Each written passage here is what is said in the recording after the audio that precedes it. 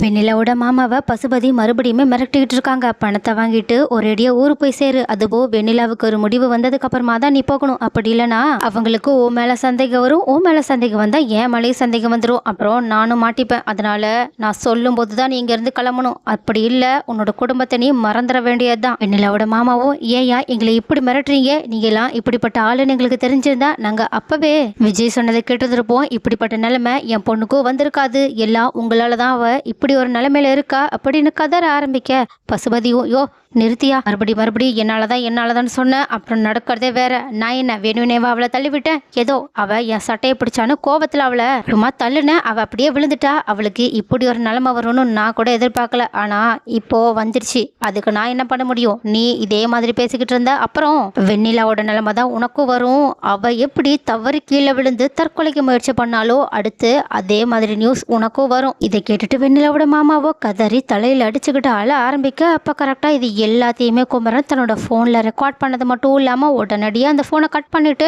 பசுபதி கிட்ட வந்துட்டு கோபத்தோட அவங்களோட சட்டையை பிடிச்சி உன்னெல்லாம் போலீஸ்ல மாட்டு விடாம விட மாட்டேன். நீ பண்றதையும் பண்ணிட்டு பழிய தூக்கி விஜய் மேல போடுறியா? உனக்கு இருக்கு.